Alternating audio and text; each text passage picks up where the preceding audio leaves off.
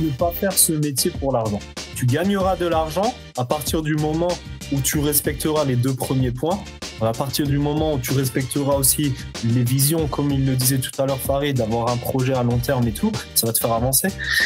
Mais si tu ne respectes pas les 2 premiers points, c'est-à-dire donner de ton temps et donner de ta personne, c'est pas possible que tu puisses faire de l'argent. Et on a déjà été confronté à ça. Il y en a beaucoup qui pensent que t'es personal trainer, tu rentres dans une salle Basic Fit, parce que dans les salles Basic Fit, des fois, il y a 500 personnes qui rentrent dans la journée.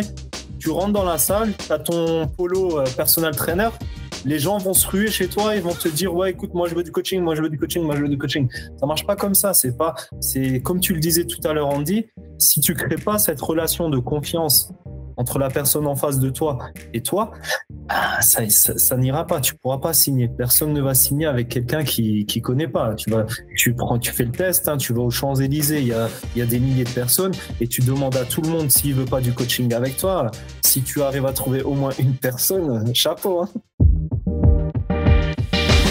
Je suis Andy Poiron, entrepreneur et amoureux de sport. Je suis le propriétaire de Away, un centre de coaching hybride à 360 sur Dijon, et également consultant où j'aide les coachs sportifs et les propriétaires de studios, de box CrossFit et de clubs de fitness à développer leur entreprise.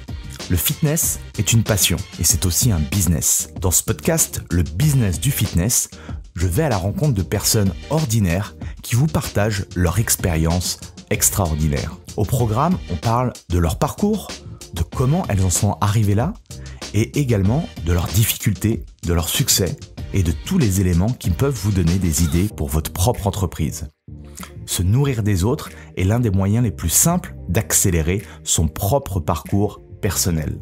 Donc faites-vous plaisir, écoutez, prenez des notes, laissez-vous inspirer et très bonne écoute.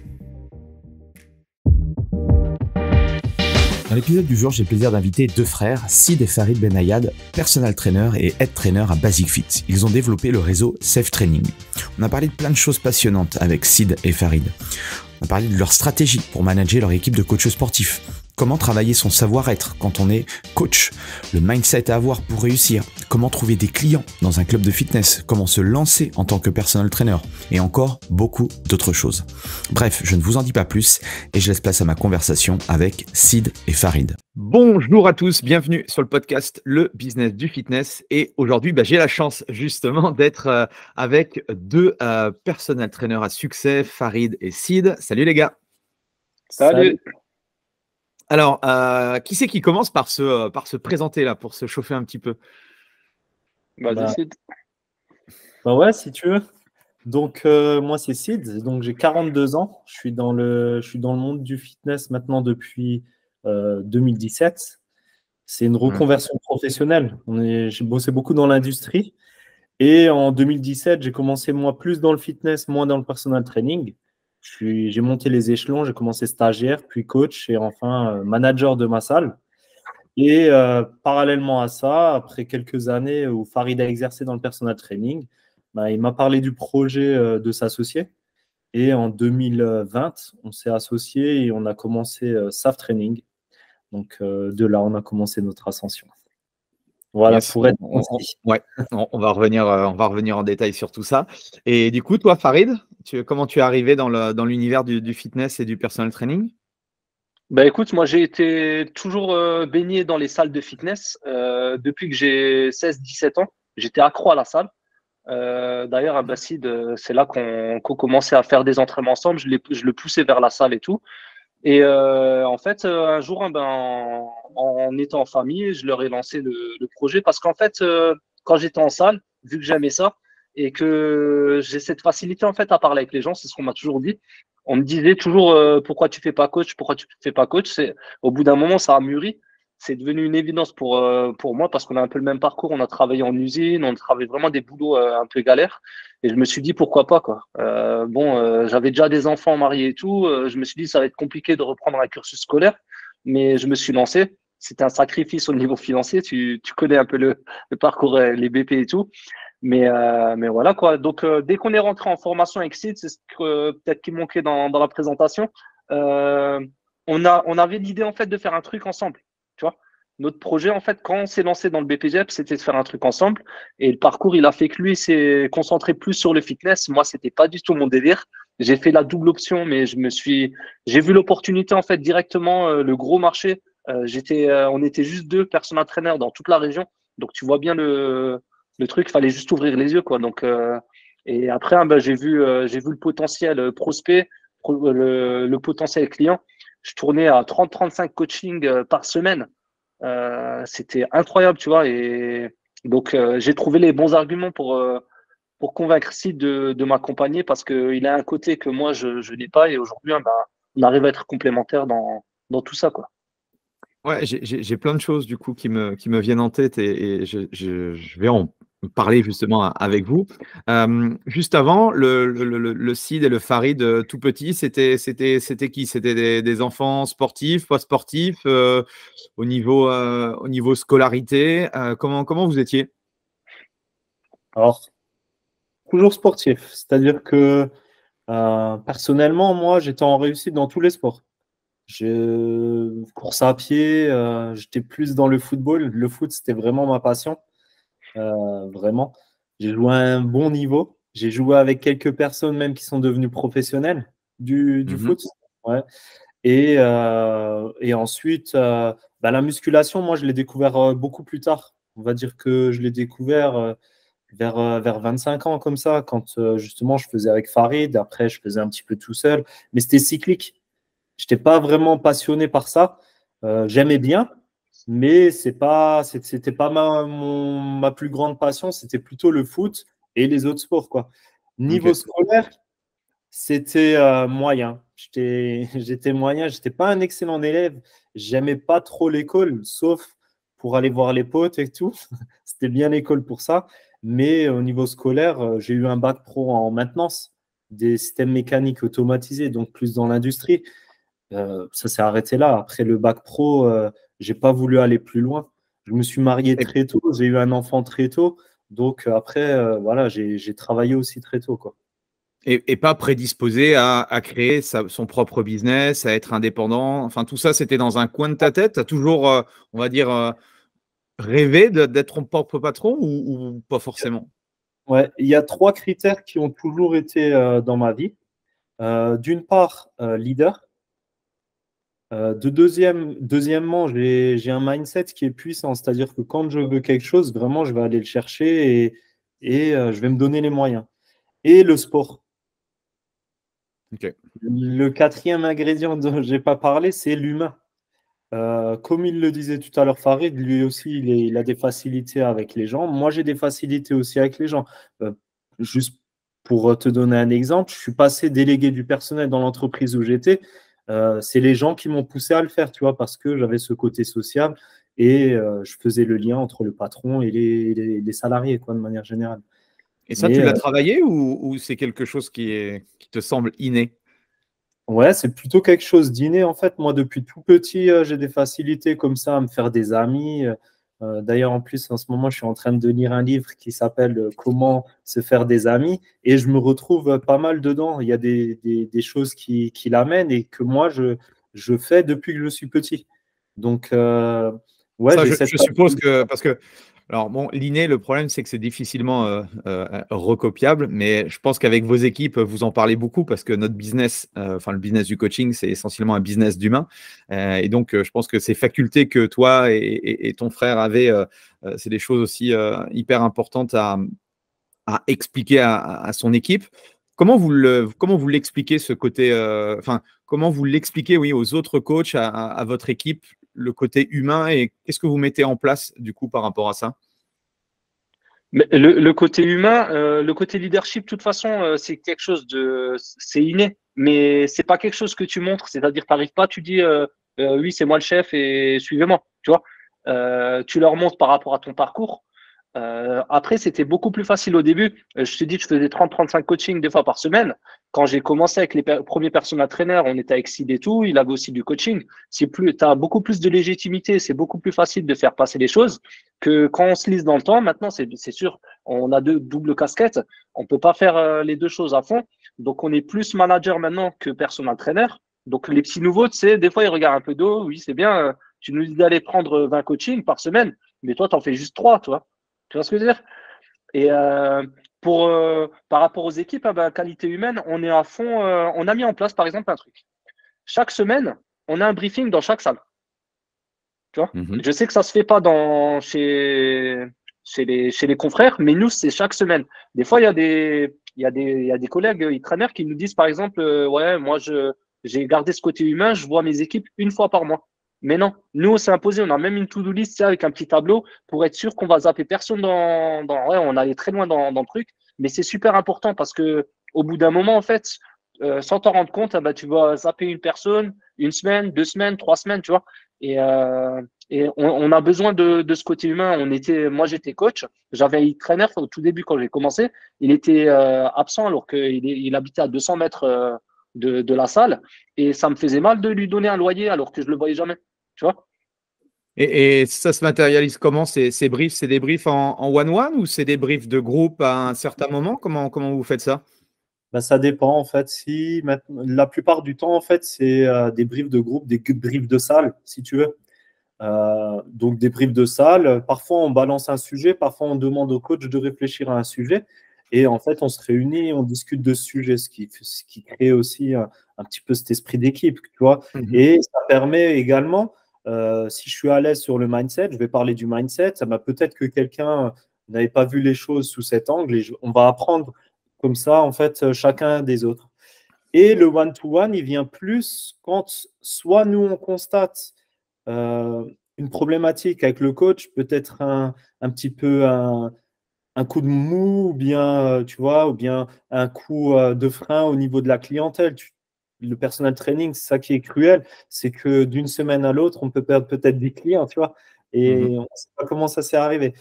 Et si tu es un petit peu faible mentalement, ben, si tu n'as personne pour t'épauler et t'aider à te relever, ce n'est pas donné à tout le monde de se relever tout seul, hein. Donc là, on fait plus du one-to-one, on prend le temps et on va voir nos équipes. Là-dessus, on est très réactif parce que, comme il l'a dit Farid, on reste beaucoup dans l'humain. C'est-à-dire que s'il y a un problème, tout ce qu'on a prévu, on le met sur le côté et on va régler le problème avec le coach. Les coachs restent toujours notre priorité. Et toujours, dans la mesure du possible, on se déplace et on le règle en physique. On essaye aussi de les valoriser. Donc, lors de ces réunions, c'est pas seulement nous qui arrivons avec un thème comme ça se fait dans la plupart des briefings où c'est le chef qui va venir, il donne un thème, il a un cadre et tout.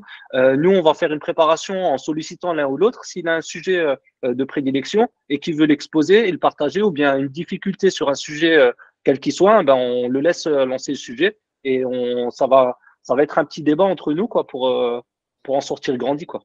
Excellent, excellent. On va revenir sur tout ça parce qu'effectivement, on a sauté des étapes et on n'a pas expliqué à ceux qui écoutent que maintenant vous avez une équipe, un Basic Fit et tout. Toi, Farid, du coup, par rapport à ta jeunesse, la partie sportive, la partie entrepreneuriale, comment tu t'es construit, toi, en tant qu'homme? Ben moi, j'ai pas eu le même parcours sportif que Sid, malheureusement. Donc lui, il a joué dans des très bons clubs. Après, j'ai réussi à le rejoindre une fois. On avait joué ensemble à un niveau assez bon quand même, tu vois. Mais j'ai pas été dans l'excellence régionale comme Sid a pu l'être. Je me suis marié encore plus jeune que lui, tu vois. Donc Vous moi, êtes marié à quel âge? Moi, je crois j'avais 20 ans quand je me suis marié et j'ai eu mon premier gamin à 21 ans. Excellent, ok. Moi, c'est 21-22. Hein. Et mon cursus scolaire, entre nous, il était catastrophique. Donc, je pense que j'aurais pu être un très bon élève parce que j'adore ça. Surtout après, quand j'ai repris, j'ai fait plein de formations et tout. J'ai aimé ça. Mais j'ai été très influençable, en fait, dans ma jeunesse, moi. Même maintenant, quand je revois des personnes qui m'ont côtoyé il y a 10-15 ans, ben, ils me reconnaissent plus parce que j'étais pas comme ça. J'étais là, à faire rire la galerie. Voilà, j'étais un timide, tu vois, mais qui veut s'affirmer parce que justement, j'étais timide, tu vois. C'était pour attirer l'attention. Oui, après le cursus scolaire n'était peut-être pas, ne t'intéressait pas non plus, hein. Tu sais, il y en a beaucoup, malheureusement, qui ont un fort potentiel, mais le cursus classique de ce que nous enseigne, souvent, c'est pas forcément super réjouissant et motivant pour chacun d'entre nous. C'est même pas ça. Hein. Moi, j'allais des fois, je me rappelle de ma période du lycée. Je faisais un BEP et j'allais des fois avec une feuille, un stylo en cours. Hein, donc, j'avais même pas mes affaires scolaires, tu vois. Ah oui. C'était du Ok. haut level, quoi. Tu vois. Ok. Et quel a été, les gars, est-ce qu'il y a eu un élément déclencheur? Est-ce que c'est vos enfants, la famille, le mariage? Est-ce qu'il y a eu ce déclic de passer effectivement de salarié à se lancer? Tu disais, Farid, tout à l'heure, tu as pris des risques parce que l'investissement, reprendre, reprendre une nouvelle formation. Enfin, ça a été Ben, quoi le déclic? tout est régi par le déterminisme, donc ce qu'on a vécu dans notre existence et tout. Et t'en parlais avant. Nous, on est issus d'une famille ouvrière. On était très modeste. On a eu on n'a pas eu, on a eu tout ce qu'on voulait, mais on était quand même, on est issu d'une famille très modeste. Et je pense que ça, c'est aussi une des choses qui nous donne encore plus faim que d'autres personnes. Tu vois, c'est pas qu'une personne qui a pas trop galéré, qui est pas issue d'une famille modeste, qui va pas avoir cet aimant puissant. Mais je pense que c'est aussi une très grosse force qu'on a. Et on aurait pu aller justement vers ce cheminement parce que nous, on a des parents qui, même aujourd'hui, hein, ils comprennent pas l'optique, tu sais, de créer une société, de pas forcément gagner des sous pendant 2, 3 ans, de chercher à croître. Tu vois, ils sont plus dans le truc où tu vas chercher un boulot bien rémunéré, t'as des horaires fixes, tu vois, et nous, on est anti ça, en fait. On a réussi à sortir de cette bulle qu'on nous a ancrée depuis notre plus jeune âge, quoi. Mais c'est compliqué ça, parce que moi, pour en discuter avec certains profils de personnes qui pourraient être des très bons personnel trainers, sortir du cadre, parce que aujourd'hui, c'est ce cadre-là hein, qu'on nous impose, on va dire. C'est pas évident. Qu'est-ce que vous pourriez dire justement peut-être à des personnes qui se freinent intérieurement pour se lancer, quoi? Ben, en fait, il y a pas. En fait, la plupart, le problème, la problématique qu'on rencontre souvent, c'est on attend le bon moment pour se lancer. Mais le bon moment n'arrivera jamais seul. C'est nous qui le créons, le bon moment. Euh, je te donne un exemple personnel. Moi, quand j'ai commencé la formation du BPGEPS, je divorçais. Donc, j'avais plus de logement. Mon emploi, je gagnais 1 180 € par mois. Donc, pour avoir un logement social, je ne gagnais pas assez. Pour aller chez un particulier, pardon, ouais, pour aller chez un particulier, je ne gagnais pas assez. Donc, je vivais chez mon frère jusqu'à que ma copine à l'époque s'est portée garante pour moi et j'ai réussi à avoir un appartement comme ça. Mais ça, c'était pendant le BPGEPS. Alors, est-ce que c'était le bon moment? Si tu prends, tu analyses le truc, non, c'est certainement pas le bon moment. Tu vois, j'avais 2 enfants, le petit, il avait 6 ans.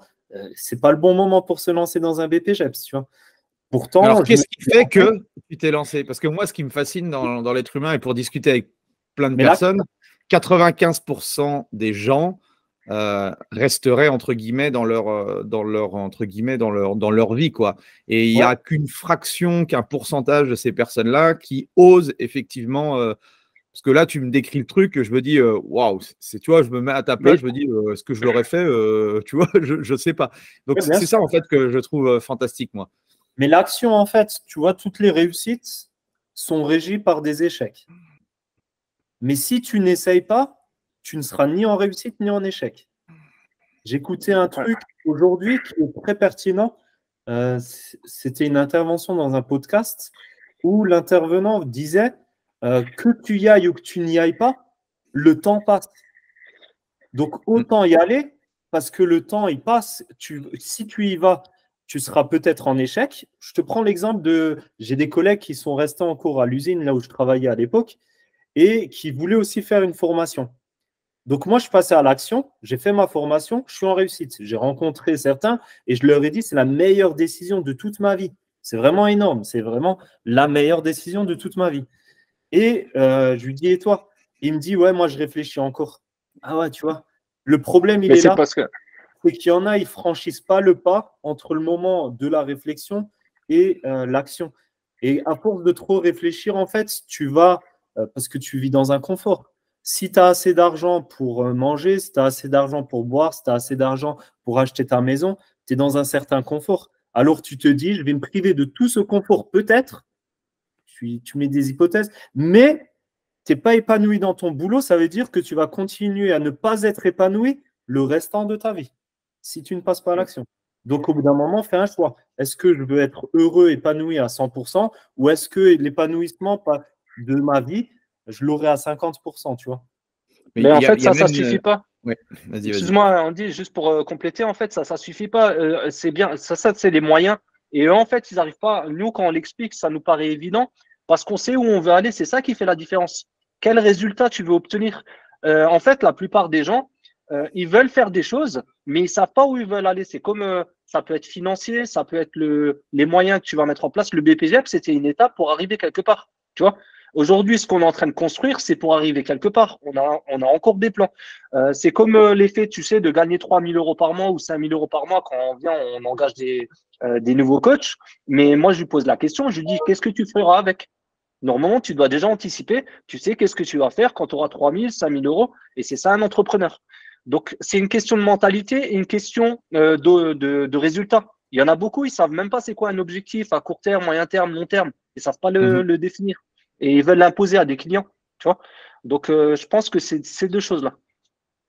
Ouais, et pour rebondir avec tout ce que vous avez dit, c'est que même des coachs aujourd'hui qui sont indépendants ont ces barrières mentales qui leur empêchent en fait d'aller plus loin. Ils se confortent sur le fait que bon, ils gagnent 1 500, 2 000 euros avec leur business, mais en fait, ils ne voient pas tout ce que ça engage, parce que 1 500, 2 000 euros quand tu es indépendant, si tu veux véritablement construire quelque chose, ne serait-ce que tu vois, acheter ta résidence principale, réfléchir aussi, parce que la retraite, c'est aussi un sujet. Alors quand tu es jeune, tu n'y penses pas, tu dis ouais, quel con, lui, à 40 ans, là, de me parler de retraite. Oui, mais ça va arriver à un moment donné. Et en fait, les coachs ou les indépendants de manière générale ne se préparent pas à tout ça. Et c'est pendant que tu es indépendant, que tu as de l'énergie et tout, où il faut capitaliser et amasser de l'argent pour pouvoir être tranquille plus tard. Et ça, beaucoup de coachs aussi ont du mal à le matérialiser, à le concevoir, quoi. Donc, je pense que c'était aussi important. C'est important aussi de leur partager tout ça. Et le BPGEPS, pour vous, ça a été bien, ça a été, voilà, quels sont vos retours par rapport à ça? Ben, de manière très transparente. Ouais. Alors, je vais parler pour moi personnellement, hein, mais moi, ça a été vraiment une très belle année. Pendant ces 10 mois, j'ai appris vraiment beaucoup. Pour te dire, même les directeurs de l'école, qui est l'Académie Formez-moi à Mulhouse, ben, c'est devenu nos amis. C'est des amis aujourd'hui, on les voit souvent. Ils font appel à nous, je te le disais avant qu'on commence, en tant que juré, tu vois, évaluateur. Pour nous, comme je te l'ai dit tout à l'heure, pour moi, c'est la meilleure décision de ma vie, ce BP. C'est vraiment un tournant. Et tu vois, pourtant, j'avais 35 ans et la situation, je l'ai expliqué tout à l'heure. Mais ça a été le tournant de ma vie et ça a été une des plus belles années de toute ma vie, malgré tout. Il dit ça, mais c'était quand même un peu galère quand on était dedans, quoi. Parce qu'après, en fait, on dit toujours ça. C'était bien et tout. Mais quand on était dedans, je peux dire, en plus, nous, on a fait les doubles mentions. Nous, maintenant, actuellement, par exemple, on a 10 stagiaires. Et je te dis pas comme c'est marrant, ils font que le cursus musculation. Genre, ils ont 10 heures en salle. Nous, on faisait des 20 heures en salle. On avait la double mention à faire. On était au bout de notre vie. Quand on faisait les examens, je me rappelle, on s'envoyait des messages sur les groupes et tout. On était jusqu'à 3-4 heures du matin, alors que le lendemain, à 8 heures, on avait examen. Parce qu'on était. Sid, il était meilleur que moi, mais moi, j'étais une quiche en fitness. La musique, je ne l'ai jamais eu. D'ailleurs, je ne l'ai même pas aujourd'hui. J'ai fait le truc par cœur, tu vois, mais on était vraiment focus sur notre truc, peu importe la fatigue et tout. On est allé au-delà, tu vois. On a eu des contractures, on a eu même des blessures et tout, mais c'était hors de question de zapper cette étape qui était primordiale pour la suite, quoi. Mais on a galéré, on a quand même galéré énormément. Si tu veux, c'était le stress aussi parce que, tu sais, tu sors du cursus scolaire pendant plus de 15 ans et d'un coup, tu retournes à l'école et on te dit, il faut faire des dossiers, il faut faire ci, il faut aller à l'école de telle à telle heure. Ouais, moi, je suis passé à l'actif, quoi. Je suis plus dans le monde scolaire, quoi. Tu vois, tout ça, il faut l'accepter. Vous aviez une famille en plus. Ouais, exactement. Tu vois, donc, tout ça, il faut l'accepter et tout. Et et comme il disait, sur les dossiers, ben moi, personnellement, j'avais pris du retard sur les dossiers parce que ça m'embêtait un petit peu, tu vois, faire les dossiers. Et je galérais aussi un petit peu en fitness. Donc, il fallait se donner encore plus les moyens parce que, en fait, on refusait l'échec. Pour moi, ce n'était pas concevable que je fasse les 10 mois de formation et qu'à la fin, je n'ai pas mon diplôme. Donc, s'il fallait dormir juste 2 heures dans la nuit, je dormais 2 heures dans la nuit, mais il fallait que je termine ce que j'ai à faire. Je ne me plaignais pas. Je te promets, pendant 10 mois, personne ne savait que j'étais en plein divorce, que je galérais au niveau du logement et ainsi de suite. Je ne me plaignais jamais. J'étais à fond dans ce que je voulais faire, je savais où je voulais aller et on s'est donné les moyens aussi d'y arriver, quoi. Ça nous a apporté énormément. Ça nous a apporté. Et c'est pour ça que je dis c'est la meilleure année de ma vie parce que, tu vois, autant c'est difficile, mais dans la difficulté, tu apprends des choses aussi positives. Tu vois, tu en apprends plus sur toi-même. Tu vois aussi tes limites, tu vois aussi tes capacités. Tu vois, tu as des capacités qui se réveillent, tu vois, qui se révèlent. Et à la fin aussi, ben, quand tu as fini les 10 mois et que tu as connu tout ça, que tu regardes un petit peu dans le rétro, tu regardes toutes tes galères et qu'à la fin, on te dit, écoute, c'est bon, tu es diplômé. Waouh, tu te dis, c'est magnifique. Et moi, en plus, j'ai eu de la chance parce que le patron de ma salle, là où j'étais stagiaire, m'a directement pris, m'a embauché directement. Ça veut dire que j'ai fait une rupture conventionnelle parce que moi, j'ai eu un cursus. J'étais encore embauché à l'usine où j'étais, tu vois. Et j'ai même dû aller travailler 1 mois avant que la rupture conventionnelle soit établie. Donc, je travaillais 1 mois à l'usine et en même temps, je travaillais à la salle, tu vois. Donc, mais c'était une satisfaction énorme. C'était un changement dans ma vie et c'était en fait le début d'une nouvelle vie, tu vois. Et c'est pour ça que je m'étais engagé dans le BPGEP. C'est pour ça que je te disais, c'est la meilleure année de ma vie parce que c'est l'année du changement, en fait. Et cette histoire, vous la racontez à vos stagiaires, j'espère, pour leur faire comprendre que rien n'est indu et qu'il faut bosser pour arriver à atteindre ses rêves, quoi. Tu sais, c'est comme les enfants, quand tu leur dis, ouais, avant, on jouait, on regardait pas la télé, il n'y avait pas les jeux vidéo et tout, on jouait dehors toute la journée. Ils ont du mal à croire, ils se disent, attends, t'avais une vie de merde avant, quoi. Ah, vous leur ferez écouter le podcast, j'espère. Ah, ben, ils le savent déjà, hein, mardi, on leur a déjà parlé. Ok, top. Et alors, ces premières expériences, parce que le plus difficile, alors même si effectivement c'est la formation, il y a pas mal de choses et puis vous l'avez partagé, mais le plus difficile, c'est pas d'avoir son diplôme, c'est de commencer à générer ses premiers clients. Comment ça s'est passé pour vous les 6 premiers mois à 1 an de coaching? Ben, bien. Parce que toi, ça mon premier mois, c'était en fait dans la continuité. Je suis resté dans la salle de fitness où j'étais. Donc, j'ai continué avec eux, mais ça a duré 1 mois en tant que coach fitness, quoi. Parce que je me suis lassé au bout d'1 mois. J'avais fait le tour du truc, quoi. C'était pas fait pour moi. Et du coup, ce que j'ai fait, c'est que je me suis lancé en tant que coach indépendant chez Basic Fit. Et ça s'est fait, en fait, c'était un truc, je savais même pas qui recrutait chez Basic Fit.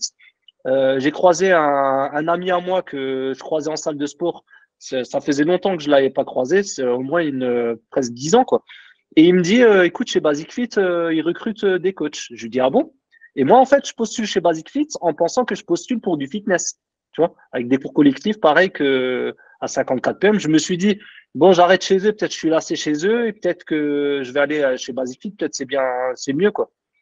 Et quand je vais sur place, je rencontre un hit trainer, tu vois, et qui me parle du projet. Je connaissais pas du tout le système hit trainer, coach et tout. Je lui ai dit, écoute, je signe où, tu vois.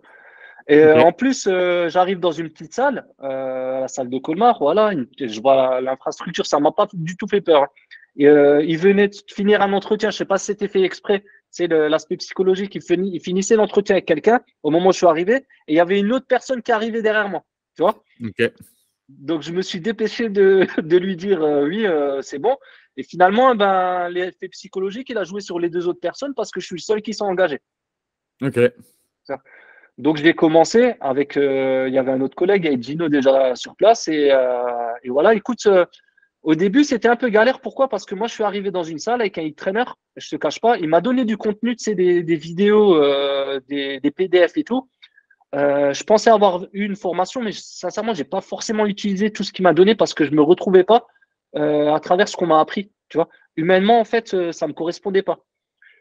En fait, c'était, tu sais, plus une démarche commerciale, aller chez les gens, vraiment, et faire le forcing un peu, entre guillemets, sur chaque personne et tout. Et moi, ça m'intéressait pas. Dès le début, je voyais le truc, en fait, où je vais me créer une communauté tranquillement, comme toi, tu te fais un ami avec le fameux livre de Dale Carnegie, quoi.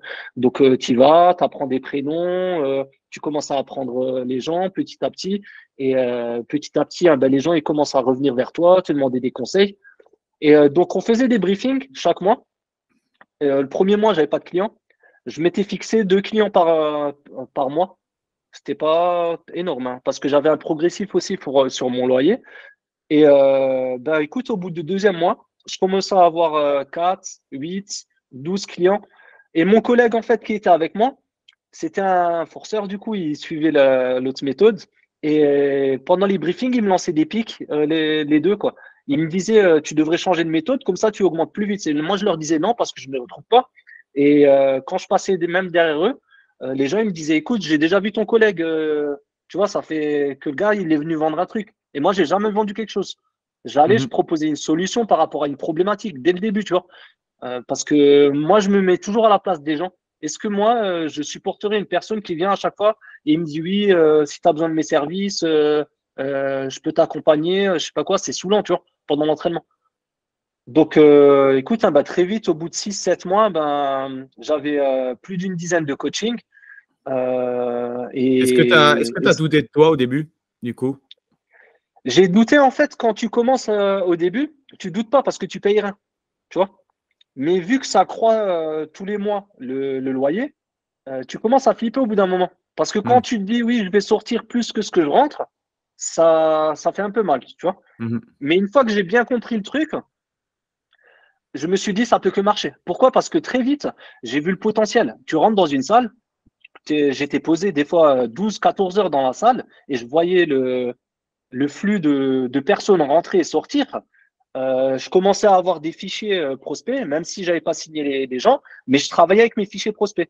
Moi, dès le début, je me suis organisé, c'est-à-dire prospect froid, moi, il reste pas froid. Je me disais déjà que j'allais travailler, les rappeler, tu vois, prendre des nouvelles, les recroiser dans la salle, et je me rendais compte que ça fonctionnait. Tu sais, parce que après, hein, ben, le froid, ben, il commence à être tiède parce qu'il commence à te poser des questions, tu vois. Et je commençais à analyser la chose. Donc, je me disais, ça peut que marcher. Je faisais mes calculs, je me disais 15-20 clients, je vais être pas mal. Et j'avais une centaine de personnes sur les fichiers. Je me disais, en fait, je m'auto-flagellais, je me disais, t'es vraiment teubé si tu n'arrives pas à signer 15 personnes sur 100 personnes, quoi. Et Mais ça, bah, écoute, c'est important ce que tu dis, et je pense qu'on l'oublie aussi parce que aujourd'hui, les coachs, ils veulent avoir un contact et 2 jours après, ils veulent avoir un accompagnement d'1 an. Alors, ça nous est arrivé, ça arrivera peut-être, mais ça, c'est vraiment un pourcentage infime. Et c'est clair que moi, ce que j'explique, et c'est pas moi qui l'ai inventé, c'est simplement du business et du marketing, c'est que avant que la personne, elle te donne sa carte bleue, déjà, elle doit apprendre à te connaître. 2, elle doit t'apprécier. Et c'est pas suffisant. La chose la plus importante, c'est elle doit avoir confiance en toi parce que jamais elle mettra 200, 250, 500 euros par mois à une personne qu'elle déteste ou elle n'a pas du tout confiance. Donc, à partir de là, effectivement, ce que dit Farid, c'est la stratégie des petits pas. Oui, certes, ça met du temps de créer une relation. C'est un peu comme avec quelqu'un que tu rencontres dans la vie, tu vas pas lui demander du jour au lendemain de te marier avec. On prend exactement pour les gars, on prend exactement le même truc, hein. On lui dit quand tu arrives dans une boîte ou peu importe, tu croises une fille, tu la regardes dans les yeux, tu vas pas aller directement chez elle, tu lui dis viens, on passe la soirée ensemble, quoi. C'est pas comme ça que ça se passe, il y a des étapes. Par contre, nous, on n'utilise pas les pas, on utilise les graines. On parle de graines. On se prend pour des jardiniers chez nous, tu vois. On dit tu vas semer plein de graines. Et il y en a, en fait, c'est comme dans les films, tu vois, ils vont prendre tout de suite, tu vas récolter les fruits. Et il y en a, en fait, tu devras semer des fois, même pendant, ça arrive. Parce que j'ai déjà eu des clients, au bout de 2 ans, le gars, je suis en séance, à la fin de ma séance, c'est le gars, j'ai dit bonjour tous les jours, hein. Limite, il me calculait pas, Sid, il le connaît. Un gars, genre, hyper froid, hyper fermé et tout, à peine il dit bonjour. Et du jour au lendemain, au bout de 2 ans, il me dit, ouais, on peut se voir à la fin. Je lui dis, tu sais, limite, tu te dis, il veut parler de quoi, lui? Et il me dit, écoute, j'ai besoin d'un accompagnement. Alors que le gars, il était déjà bien bien en serre, quoi, tu vois. Mhm. Et je me dis, punaise, c'est hyper satisfaisant les choses comme ça, tu vois. En fait, tu apprécies encore plus quand tu fais ce travail comme ça. Et ça te permet aussi de pérenniser parce que du coup, tu dégrades pas ton image. Parce que pour moi, si on fait trop les commerciaux, et si on a, ne serait-ce, je dirais même plus, s'il y en a un sur 5 ou 10 dans la salle qui fait le commercial, ça va nuire à l'image de tout le monde. C'est comme si tu brûlais la forêt, quoi. Mhm. Mais tu sais, Et toi, Sid, du coup, ton expérience par rapport à ça? moi, le coaching, c'est venu beaucoup plus tard par rapport à mon BP. Je t'ai dit, j'ai commencé moi en tant que coach dans ma salle de fitness. Et en plus, le jour où, enfin, quand on a monté le projet SAF Training, je suis allé voir mon patron et je lui ai dit, j'étais à 35 heures hein, dans ma salle, et je lui ai dit, écoute, Jean-François, voilà, je viens de voir parce qu'avec mon frère, je monte ma boîte et j'aimerais diminuer mon nombre d'heures et me consacrer à mon entreprise. Et si ça prend, ben, je pense que j'arrêterai définitivement. Je pense dans quelques mois, j'arrêterai définitivement. Et il m'a dit, bah, écoute, moi j'ai un autre projet pour toi, j'ai pensé à te mettre manager. Donc après réflexion avec mon frère, je suis resté un petit peu manager. Et quand même parallèlement à ça, j'ai voulu, parce que je ne me voyais pas monter une boîte où on allait accompagner les gens et pas faire de personal training. Alors j'en avais déjà fait, mais pas système basic fit, tu vois. Donc ce que j'ai fait, c'est que je me suis dit, je vais aller à la salle et je vais essayer. Je suis allé et en fait, j'ai réussi à signer comme ça des clients. Premier client qui arrive, c'était une dame, je m'en rappelle. Elle est arrivée et je la signe 2 séances par semaine. Je me suis dit, alors tu sais, tu essaies de te contenir, mais 2 séances par semaine, c'est un bon truc, tu vois. Plus de 400 balles, tu vois, j'avais le sourire et tout. J'étais trop content. Je suis allé derrière, limite, j'ai fait un câlin à mon frère, tu vois, et tout. Et on était au début de nos process, tu vois. Tous, en fait, toute l'expérience que surtout Farid a eue, toute l'expérience qu'il a eue, on s'est dit, nous, il ne faut pas qu'on répète les mêmes erreurs. Donc, si tu veux, nous, on a fait des process pour éviter tout ça. C'est-à-dire que on part dans l'idée de se dire que pour bien vendre, il ne faut pas vendre. Il faut laisser les gens venir acheter. Je prends l'exemple d'un vendeur de voitures. Jamais un vendeur de voitures s'est déplacé chez toi, il est venu, il t'a dit, écoutez, j'ai une Peugeot à vendre. Mais toi, si tu vas au garage et que tu demandes, tu dis, ouais, je suis venu me renseigner, ça veut dire que toi, tu as déjà eu une réflexion sur la voiture, tu sais déjà le modèle, tu sais déjà, forcément, tu t'es renseigné sur le tarif et tout. Quand tu vas au garage, tu es un prospect chaud, c'est sûr. Le vendeur, s'il ne te signe pas, c'est limite une faute professionnelle, tu vois. Et nous, on est parti dans cette idée-là de former nos coachs pour leur dire, donnez beaucoup, et ensuite, vous n'avez pas besoin de recevoir, parce que une salle Basic Fit, on travaille uniquement avec les Basic Fit, il y a 3000, 5000 abonnés des fois dans les salles. Le maximum qu'on a eu dans une salle, c'est 6 coachs. 6 coachs, si les 5000 personnes venaient demander aux 6 coachs du coaching, c'est impossible, ils ne peuvent pas. Donc, il y aura un faible pourcentage. Par contre, l'écosystème qu'ils vont créer en allant voir les gens, en montrant justement que les coachs sont présents pour les gens sans rien attendre en retour, va faire que tu vas qualifier des prospects. Donc, sur 5000, ça fait 250 personnes qui sont potentiellement intéressées, on va dire, par du one-to-one. Donc, ça va. Il y a des possibilités. Ouais, après, les nuits vont être très courtes du coup. Hein. C'est ça. Donc voilà, mais après, le potentiel, il existe. Et j'ai eu de la chance, moi, c'est que j'ai connu la réussite dans le personal training. Aujourd'hui, je ne coach pas beaucoup. J'ai 2 personnes en coaching. Ça représente 7 séances de coaching. J'ai une personne qui me prend 4 séances de coaching par semaine. Donc, c'est énorme, tu vois. C'est vraiment beaucoup. Et d'autres personnes m'en prennent 3 par semaine. Donc, je n'ai pas besoin de plus que ça. Et j'arrive à fidéliser. Parce que ça, on en parle peu. On parle beaucoup de signatures et de choses comme ça. Mais pour nous, le principal, c'est de fidéliser les gens.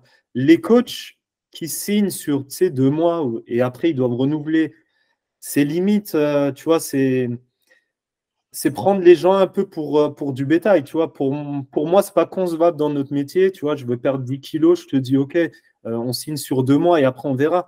Ce n'est pas cohérent avec normalement ce que tu fais. 10 kilos en 2 mois, tu peux pas. T'es pas magicien, quoi. C'est pas sain.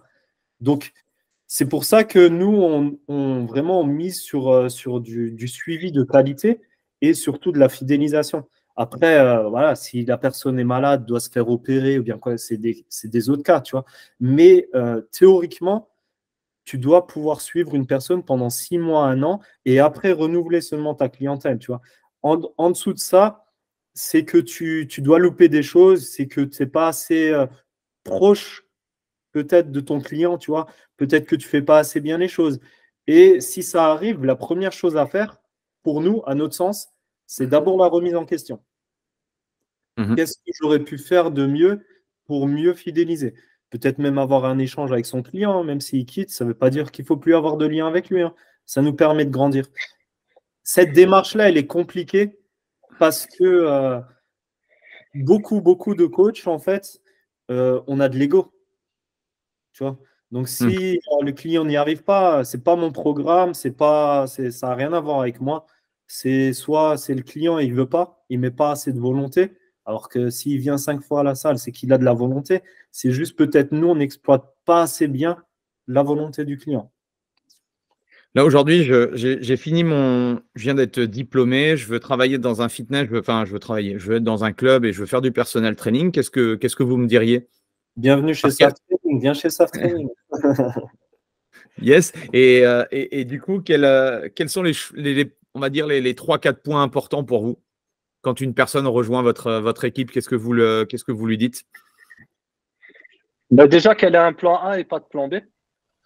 Super important. Parce qu'on s'y perd souvent quand ils sortent de BPGEPS ou d'ACQP, ils veulent faire quelques heures en fitness pour avoir cette sécurité et commencer tranquillement du personal training. Alors que justement, ce qu'on prône, c'est de faire du personal training parce qu'au début, tu dois faire beaucoup de présentiel. Là, les salles Basic Fit, elles sont ouvertes 96 heures par semaine. Tu peux pas toucher tout le monde, mais si tu viens genre 10 ou 15 heures et en plus que tu places mal, tu vas pas te donner beaucoup de visibilité. Du coup, tu pourras pas avoir de prospects. Si tu n'as pas de prospects, tu n'auras pas de clients, quoi. Donc, déjà, c'est la première des choses. On leur demande aussi c'est quoi leur objectif de vie, où ils se voient dans 3 ans, où ils se voient dans 5 ans. C'est super important pour nous parce que on va préférer travailler avec quelqu'un qui a une vraie vision plutôt que quelqu'un qui veut juste tester, quoi. Oui. Voilà. Et après aussi, on va demander quelles sont ses qualités parce qu'aujourd'hui, on grandit et on aime bien l'esprit de cerveau collectif, tu vois. On sait qu'on n'a pas les compétences sur plein de choses et on va préférer s'entourer de coachs qui peuvent nous ramener des compétences qu'on pourra exploiter au sein de l'entreprise plutôt qu'une personne lambda, quoi. Après, au-delà de ça, ce qu'on demande vraiment en salle, c'est vraiment pour l'aspect salle, c'est fais des heures sans les compter. C'est important. Si tu prétends vouloir gagner 3 000 ou 4 000 euros, je ne connais pas de métier vraiment que tout le monde puisse faire. On laisse les footballeurs de côté, que tout le monde puisse faire où tu gagnes 3 ou 4 000 euros en restant allongé sur ton canapé toute la journée. Ça n'existe pas. Il faut te donner les moyens de pouvoir de tes ambitions, quoi. Ensuite, ce qu'on leur demande aussi, c'est beaucoup donner, mais sans attendre quelque chose en retour. Parce que si tu fais ça, tu verras que les gens vont le percevoir, en fait, ils vont le sentir et ils reviendront naturellement vers toi. Et vraiment, hein, tu vois, aujourd'hui, on reçoit encore des demandes de coaching parce qu'il y a ce côté-là qui est humain, tu vois. Sans ça, tu ne peux pas réussir. Et ne pas faire ce métier pour l'argent. Tu gagneras de l'argent à partir du moment où tu respecteras les 2 premiers points. À partir du moment où tu respecteras aussi les visions, comme il le disait tout à l'heure, Farid, d'avoir un projet à long terme et tout, ça va te faire avancer. Mais si tu ne respectes pas les 2 premiers points, c'est-à-dire donner de ton temps et donner de ta personne, c'est pas possible que tu puisses faire de l'argent. Et on a déjà été confronté à ça. Il y en a beaucoup qui pensent que tes personal trainers, tu rentres dans une salle Basic Fit, parce que dans les salles Basic Fit, des fois, il y a 500 personnes qui rentrent dans la journée. Tu rentres dans la salle, tu as ton polo personal trainer, les gens vont se ruer chez toi, ils vont te dire ouais, écoute, moi je veux du coaching, moi je veux du coaching, moi je veux du coaching. Ça ne marche pas comme ça. C'est comme tu le disais tout à l'heure, Andy, si tu ne crées pas cette relation de confiance entre la personne en face de toi et toi, ça n'ira pas. Tu ne pourras pas signer. Personne ne va signer avec quelqu'un qui ne connaît pas. Tu fais le test, hein, tu vas aux Champs-Élysées, il y a des milliers de personnes et tu demandes à tout le monde s'il ne veut pas du coaching avec toi. Si tu arrives à trouver au moins une personne, chapeau. Hein. Comment vous faites pour que vos coachs aient des bilans? Enfin, je ne sais pas si votre funnel, c'est d'avoir des bilans où on les appelle comme on veut. Est-ce que vous avez des petits tips à nous partager par rapport à ça? On a plusieurs moyens. Déjà, il y a les moyens directs, donc les moyens externes, donc tout ce qui est flyer et tout. On a tout ce qui est narrowcasting, donc les écrans, tu sais, en salle et tout, et le site internet. Donc, à travers ça, le client il peut t'envoyer un mail. Donc, le coach il reçoit directement un mail chez lui, quoi. Et après, on a le moyen direct. Le moyen direct pour nous, c'est vraiment 80% ou 80, même 90% du job. Et c'est ça qui va faire que tu vas pérenniser ton activité surtout.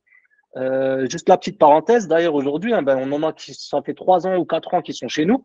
Et à chaque fois, régulièrement, on entend des échos comme quoi ils se plaignent, par exemple, qu'il n'y a pas assez de flyers, tu vois. Alors que ça fait 3 ou 4 ans qu'ils sont dans le circuit.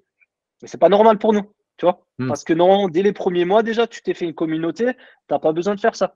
Et pourquoi? Parce que le coach, en fait, une fois qu'il commence à coacher énormément, il s'occupe plus des autres gens. Il s'occupe que des personnes qui coachent, tu vois. Oui. Et tu vois, ça rejoint un petit peu ce qu'on disait tout à l'heure, parce que normalement, 3-4 ans dans une salle, tu connais les prénoms limite de tout le monde. Et par rapport à ça, donc je rebondis, je réponds à ta question. Donc, qu'est-ce qu'il faut? Faut connaître la personne. Donc, apprendre à connaître les gens. Si tu vas juste, tu dis bonjour aux gens tous les jours, ça va servir à rien. Tu vois, on prend toujours l'exemple du voisin. Tu habites dans un immeuble, tu croises tes voisins tous les jours parce que tu viens d'aménager, c'est bien beau. Tu les connais visuellement. Mais si tu fais jamais l'effort de demander le prénom ou bien de lui dire viens boire un verre ou on pourrait aller faire un truc, tu vas jamais apprendre à connaître. Donc, commencer déjà à apprendre des prénoms, comme on le fait dans le fitness, tu vois. Commencer à comprendre pourquoi il est venu à la salle, tu vois. Qu'est-ce qui a fait qu'il est venu, il a poussé la porte de la salle, tu vois.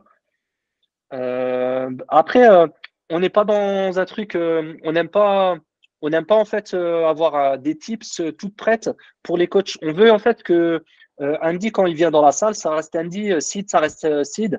Chacun personnalise. Après, on a tous la même route, mais pas forcément les mêmes tips, quoi. Du coup, après, en ressortir de ta journée de travail, tu vas juste te poser la question, tu vas te dire, est-ce que j'ai accompagné des gens et j'ai amené vraiment une plus-value à un certain nombre de personnes. Et plus tu sais que tu as impacté psychologiquement des personnes, dans le sens positif, plus tu sais que tu es dans la réussite. Si tu rentres chez toi et tu sais que tu as juste parlé avec des gens, ça va servir à rien. Est-ce que je les ai impactés en lui expliquant que ça servait à rien de venir à la salle et dire je veux perdre du poids, tu vois, plutôt que lui faire comprendre qu'il doit prendre de la masse musculaire et comment il doit faire, tu vois. C'est des choses comme ça qui va ramener l'expertise, mais tout en restant humain. Ça, on insiste vraiment énormément parce qu'il y a beaucoup de coachs qui sont hyper techniques. On leur demande de vulgariser au maximum. Tu sais, ils sont beaucoup dans est-ce que je dois vous voyer les gens dans la salle? Est-ce que je dois parler? Ben non. C'est des personnes lambda. Tu vas, tu discutes avec eux. Si tu as une personne qui a un langage un peu plus soutenu, adapte-toi à elle, mais tu dois rester cool. C'est toujours plus facile en restant naturel. C'est même pas vulgarisé ou bien c'est rester naturel. T'inventes pas une vie. Tu sais, tu as déjà vu les coachs qui veulent être tellement techniques que carrément, quand ils parlent avec toi, tu as l'impression que c'est une autre personne. Ils parlent pas comme quand ils parlent d'habitude avec toi. Ils se transforment, quoi. Donc, c'est un peu ce qu'on leur demande, quoi. Et ça, on a un cursus complet. Nous, je sais que ça se fait pas beaucoup chez les collègues dans les Basic Fit. On a un cursus de formation pour la prospection. C'est-à-dire que nous, une personne, quand elle rentre chez Safe Training, on lui apprend tout. On lui apprend en fait de son entrée en salle jusqu'à la sortie de la salle, qu'est-ce qu'il doit faire. Il sait pas, il a pas d'inconnu en fait. Tu vois, on va très loin. Genre, tu rentres dans la salle, tu enlèves ton t-shirt, tu mets ton polo personal trainer, tu fais telle et telle chose, tu fais toutes les étapes, elles sont définies. Sur le plateau, il a un registre de plein de choses qu'il doit faire, pas seulement parler. Il y a énormément de trucs. On peut corriger, on peut améliorer des exercices. Il y a vraiment plein de trucs à amener sur le plateau. Et avec des temps définis et plein de tips. Mais voilà, quoi. Excellent. Et comme vous l'avez dit fort justement, le business du personal trainer en one-to-one, c'est si tu as le bon pricing, parce que si tu as un pricing à 20 €, c'est un peu plus compliqué, mais si tu tu valorises en fait ton expertise, tu as besoin de 15, 20 clients. Et comme vous l'avez dit fort justement, au lieu d'aller chercher après tout le temps des nouveaux clients, se concentrer sur la fidélisation.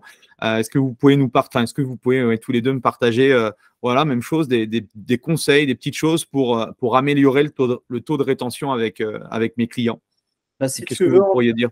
ouais. Bah, si tu veux, en fait, le truc, c'est que maintenant, ça fait 6 mois que j'ai une personne. Qu'est-ce que je sais d'elle? Au bout d'un moment, je me pose et je me dis, qu'est-ce que je sais d'elle? Est-ce que je sais si elle est mariée? Est-ce que je sais si elle a des enfants? Est-ce que je connais son activité professionnelle? Et je te promets que c'est des trucs qui sont tellement bêtes, mais je me suis posé une fois avec un coach et je lui ai demandé. Il m'a dit, ouais, j'ai peut-être une cliente là qui va arrêter. Et je lui dis, puis moi, je me doutais, tu vois, et je lui ai demandé, qu'est-ce qu'elle fait dans la vie? Il me dit, je sais pas. Je lui dis, tu te rends compte, 6 mois à raison d'une séance par semaine avec la personne et tu sais même pas ce qu'elle fait dans la vie. Tu vois, il y a un problème quelque part. Donc, je pense, à mon avis, hein, vraiment, hein, si tu ne crées pas, comme je le disais tout à l'heure, si tu ne crées pas ce lien-là avec ton client, bah, il partira, il va te sentir comme un étranger. Tu vois, tu quittes pas ton meilleur ami du jour au lendemain comme Et, ça. Tu vois? et les techniques, c'est tout simplement, ben, comme on le fait avec les coachs, on leur demande de faire des débriefs avec leurs clients. Toi, maintenant, quand ton client il vient, c'est en mode usine, tu sais, de 9h à 10h, j'ai un dit en coaching, tous les lundis. Donc, je te vois que de 9h à 10h, c'est le seul moment où on se parle. Pourquoi on ne prend pas un peu de temps après la séance, tu vois? Ou bien faire, nous, quand on faisait du coaching, on faisait des bilans au début. C'est bien beau de faire des bilans au début, tu sais, pour vendre ton produit. Mais après, par la suite, il y en a, ils oublient de refaire le bilan, tu sais, au bout de 2, 3 mois, tu vois. Et c'est à ce moment-là aussi que tu vas aller chercher, peut-être qu'il y a des problématiques. Quand tu es posé tranquillement en dehors de la séance, peut-être qu'il va se dévoiler un peu plus, ton client. Il va te dire, et pose-lui la question, un vrai feedback, tu vois. Quelles sont les choses que tu apprécies, qu'est-ce que tu apprécies un peu moins. Comme ça, on peut aussi travailler sur nous-mêmes. Parce que autant ma méthodologie est parfaite, peut-être que ça me fait avancer dans les résultats, mais il y a aussi ce côté, tu sais, ce sentiment d'appartenance qui est important qu'on lui, qu'on, qu'on, qu'on lui transmette aussi, tu vois, qu'il se sente bien dans la salle. Si le gars, en fait, la salle, elle est hyper grande et tu le fais travailler toujours que dans la partie fonctionnelle et il a besoin aussi de découvrir autre chose. Peut-être c'est des choses anodines comme ça, quoi. Et tu sais aussi sortir du cadre aussi que sportif. C'est-à-dire que des fois, tu es avec ton client, il te raconte sa journée, tu le coupes et tu lui dis, OK, là, on va faire du développé couché, tu lui donnes le tempo, limite, tu l'as coupé, il voulait te raconter quelque chose, tu l'as coupé parce que tu n'as pas envie. Il y a des coachs qui sont comme ça, tu vois, ils ne veulent pas s'immiscer dans la vie. Mais au bout d'un moment, tu ne peux pas. Tu ne peux pas ne pas t'immiscer dans la vie du client parce que on est aussi un petit peu psychologue, tu vois, dans notre métier. Hein. Les gens se livrent énormément à nous. Hein. Il y a certaines personnes, ils nous le disent, hein, tu m'as sauvé la vie, tu vois. Bon, après, peut-être que c'est des mots un petit peu forts, tu vois, mais tu as changé ma vie, des choses comme ça. C'est puissant, tu vois, c'est énorme. Je vais te raconter une petite anecdote. En 2021, j'étais à Londres pour le Nouvel An, le 31 décembre. Je reçois un message. Et c'est une ancienne cliente qui m'écrit et qui me dit je te remercie pour tout, je te souhaite une belle année. Tu as changé ma vie grâce à toi, j'ai pris confiance en moi et je te remercierai jamais assez pour ça. Donc, c'était une dame qui devait avoir une cinquantaine d'années. Hein. Tu sais combien de fois je l'ai coachée, cette dame-là? Non. 0 fois. Je ne l'ai jamais coachée. Je l'ai signée. Malheureusement, elle a eu une fracture de la cheville. Donc, je restais en contact avec elle. Je lui demandais comment ça allait. Elle me disait, excuse-moi, je peux pas venir m'entraîner. Tout. Je la rassurais. Je lui disais, écoute, c'est pas grave. T'inquiète pas, quand tu reviendras, tu m'appelles, on casera une séance. Si tu veux, tu viens juste, on boit un café, tu vois, on discute ensemble et tout. Et on échangeait comme ça, tu vois, de temps en temps, on discutait. Et elle m'a dit, tu as réussi à me faire prendre confiance en moi et tout, alors que je ne l'ai jamais coaché. Tu te rends compte? Comment une personne qu'on suit 1 heure par semaine, à qui on envoie des programmes et tout, on ne peut pas la fidéliser. Alors tu vois, là, c'est une forme de fidélisation, parce que ça faisait 6 mois, je ne l'avais pas vue. Elle a quand même pensé à moi, elle m'a envoyé un message à Nouvel An, tu vois. C'est des choses qui sont puissantes. Et c'est ça normalement que en tant que coach, on doit rechercher. C'est la Ouais, mais là, tu touches du doigt, en fait, tu touches du doigt le fait que un coach aujourd'hui, alors moi, le coaching que j'ai connu il y a 20 ans et le coaching de maintenant, ce n'est plus du tout la même chose, quoi. C'est-à-dire qu'aujourd'hui, un simple personal trainer n'est plus un prescripteur d'exercice. Il doit être bien plus que ça. Et comme vous le dites tous les deux, c'est clair que si tu t'arrêtes simplement à l'aspect j'entraîne Janine le mardi de 18h à 19h, pour moi, tu vas être vite dépassé. Alors, il y a encore le marché du coaching où là, on vend encore à l'heure, on vend encore des trucs comme ça. Mais bientôt, ce sera terminé tout ça. Tu vas demander à ChatGPT, tu auras ton programme d'entraînement, il n'y aura plus besoin de coach. Donc, si tu ne vas pas plus loin dans cette démarche de c'est quoi un coach réellement, effectivement, tes voies à disparaître. Et comme vous le dites, c'est effectivement pour qu'il y ait un changement, parce qu'aujourd'hui, on vend un résultat, on vend une transformation. C'est pas parce que tu vas lui faire des burpees et des squats que la finalité, elle va réussir. Et c'est là où on rentre dans, pour moi, un autre métier. C'est la continuité de ce que l'on fait, mais moi, ça m'a ouvert les yeux et du coup, des champs des possibles énormes sur ce métier-là qui est, je pense, sous-exploité aujourd'hui. Mais parce qu'on a le syndrome de l'imposteur aussi, c'est par rapport à ça, parce qu'on ne se sent pas légitime et on ne sent pas la puissance en fait qu'on a à travers nos coachings. Nous, on vend des prestations. Hein. Nous, quand on vend des packs de 6 mois et 12 mois, c'est une prestation. C'est pas juste un coaching, c'est hebdomadaire en fait. Le tarif qu'ils payent, c'est pour une semaine d'accompagnement. Il y a une question qu'on pose simplement à nos coachs pour qu'ils prennent conscience de ça. C'est ton client, quand il a signé avec toi, est-ce qu'il t'a demandé ton diplôme? Il n'y a jamais aucun coach qui nous a fait un retour comme quoi il y a un client qui lui a demandé son diplôme. Tu vois, il peut avoir un cursus Kettlebell, TRX, je sais pas quoi. Le client, il s'en fout. Il prend l'humain avant tout. Il signe avec un humain. Il sait même pas, il n'a jamais essayé avec toi parce que chez nous, il n'y a pas de séance d'essai. Il n'a même pas essayé, il n'a même pas goûté au produit. Donc, il a signé avec l'humain. Donc, reste humain parce qu'il a signé pour ça. Tu vois? C'est en plus, ça me paraît tellement logique, tu vois. La personne, elle a signé parce qu'elle a un feeling avec nous. Donc, restons sur cet aspect feeling. C'est ça qui l'a fait signer. Et en fait, on se trompe parce qu'il a signé pour le feeling qu'il a avec moi. Et je vais perdre en fait cette relation dans le temps parce que je vais me concentrer trop sur le technique. Tu vois? Ah oui, non, mais tout à fait. Et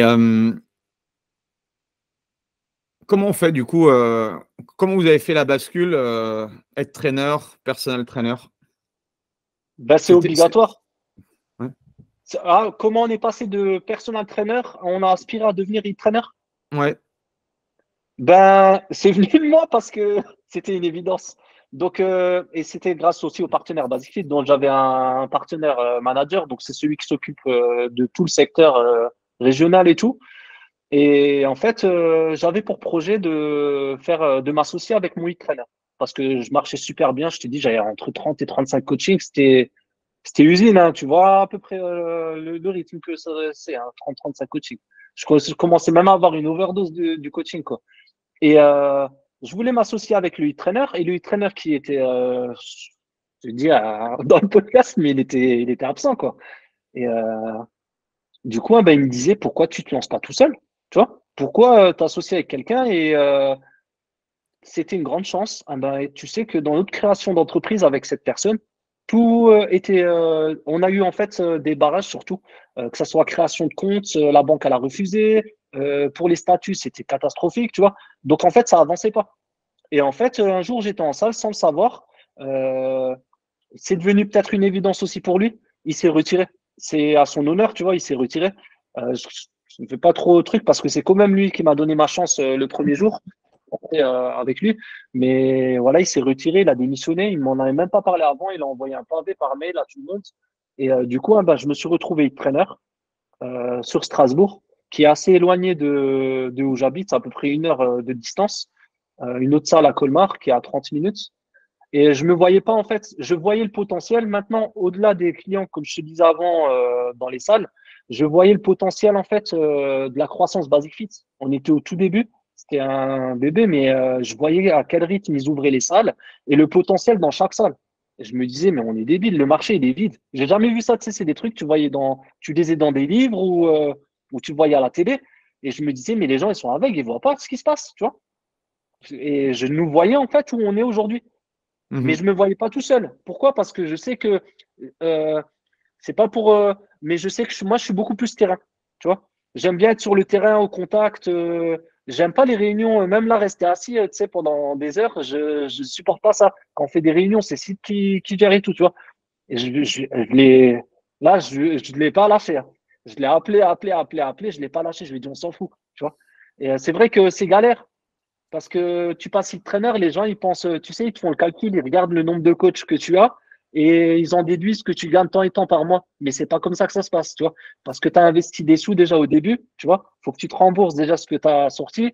Et tous les mois, tu as énormément de dépenses parce qu'on passe dans un autre statut d'auto-entrepreneur. Tu passes en entreprise, tu vois. Du coup, on est SAS aujourd'hui. Le patron, c'est toujours le gros con, hein, dans l'histoire, hein. Et, ouais, tu sais, quand on demande des réductions de loyer, des choses comme ça, tu vois, ça te fait mal aux fesses parce que toi, tu sens rien de l'entreprise pour toi et le coach, il veut gagner. Parce que quand on était coach, on gagnait beaucoup plus, faut pas se voiler la face, hein, que quand on était trainer, tu vois. Mais nous, on a un projet. On a un projet de croissance. On sait très bien que la croissance, elle te permet pas aussi d'avoir des bénéfices dingues. Pourquoi? Parce que plus tu crois, ce que tu gagnes, en fait, tu vas le réinvestir et ainsi de suite, tu vois. On est dans cette optique, nous, parce que on n'est pas encore à la fin du projet, tu vois. On stabilisera une fois qu'on aura toutes les branches sur notre arme, quoi. Alors, si je veux me mettre être trainer, c'est quoi les gros freins que vous avez eus ou les conseils que vous pourriez me donner? Le gros frein qu'on a, c'est être stratégique, c'est-à-dire nous, on s'est trompé. On a fait les choses à l'envers. Dans le sens où on n'avait pas encore créé nos process, d'accord? On n'avait pas une offre extensible et on était sur une zone de chalandise trop grande. Est-ce que vous avez commencé Donc, par combien de clubs au début? Vous avez tout de suite commencé avec… heureusement, on en avait que deux. Ok. En fait, On avait deux clubs. Ouais. juste par rapport à ça, si tu veux, au début, on avait les deux clubs. Tu vois, donc il y avait Geispolsheim et puis on avait Colmar.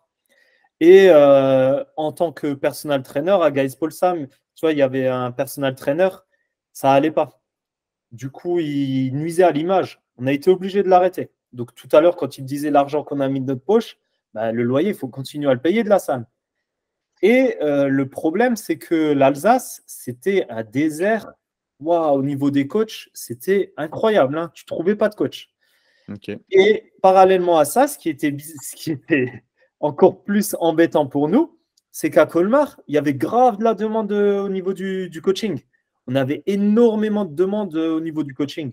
Donc, nous, on était embêtés. Donc, on a commencé à faire des campagnes de recrutement et tout. Et ça ne marchait pas. Les gens ne venaient pas. Ils ne nous croyaient pas. Des fois, je te jure qu'on rencontrait des gens. On leur disait, il y a des clients, ils sont là, ils t'attendent seulement. Les gens ne croyaient pas. Ils nous prenaient pour des fous. Et tu sais ce qui nous a sauvés à un moment donné? Ça va être bizarre que je dise ça, hein, c'est le Covid. Parce qu'on était arrivé à un moment donné où Farid était full, moi j'étais full, et on avait la coach qui était full. Et elle nous harcelait tous les jours, elle nous demandait, Clémence, elle nous appelait, elle nous disait, c'est quand vous voulez les gars, vous ramenez quelqu'un, moi j'ai plus de place dans mon planning. Et les gens, quand on leur disait, écoutez, il y a de la demande et tout, venez, n'ayez pas peur, il y aura du boulot. Ils avaient peur. Mais ça, en fait, c'est ce qu'il disait tout à l'heure, Farid, c'est la création des process. En fait, on a créé des process, on aime à dire, sans prétention, on a créé une Formule 1. Et maintenant, quand on recrute des coachs, en fait, on forme des pilotes. Le produit, on l'a. Mais au-delà, donc tu vois, quand ils te parlent par rapport à la croissance qu'on avait dans la salle, ça aussi, il y en a beaucoup, beaucoup de coachs ne comprennent pas. Aujourd'hui, quand on a trois coachs, par exemple, dans une salle, et les trois, en fait, ils sont au taquet, ils peuvent plus prendre de rendez-vous, en fait, tu tues ton écosystème si tu continues pas à faire vivre tout ce qui est prospect autour. Tu vois, au-delà d'aller donner des conseils et tout, faut gérer aussi, il faut que quelqu'un puisse gérer toutes les demandes des prospects. Si on a des nouveaux rendez-vous, il faut que quelqu'un puisse les prendre. Et quand tu arrives à un point où les coachs ils ont leur coaching et qu'il n'y a personne pour prendre des rendez-vous, au bout d'un moment, bah, tu commences à dire aux gens non, on ne prend plus de rendez-vous, on prend plus de rendez-vous. Du coup, bah, tu éteins complètement ton écosystème. C'est pour ça les coachs, il faut qu'ils comprennent, pour faire vivre l'écosystème, nous, ce qu'on fait, en général, on anticipe. Bon, ça, il commence à changer de mentalité dans certaines salles. Des fois, chez nous, même, c'est difficile.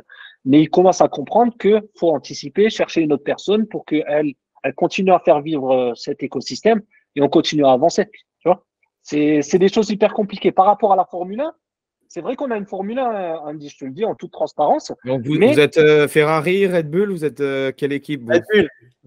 Mais on est celle que tu veux. Mais le problème, je te promets, hein, c'est qu'elle est exploitée, et je le dis en face à tous les coachs, à 50% peut-être. Parce que les coachs, tu sais, au début, quand ils sont pleins d'enthousiasme et tout, ils sont à fond, ils respectent tout à la lettre. Parce qu'en fait, tu viens, c'est une page vierge quand tu sors du BPGEPS, tu sais pas vendre, tu sais pas prospecter, tu sais pas fidéliser, faut pas se voiler la face. Hein. On apprend tout ce qui est technique, physio, anatomie, à peu près faire du coaching parce qu'on ne sait pas très très poussé, mais tout le reste, tu connais pas. Donc, tu vas appliquer à la lettre ce qu'on va te donner en formation.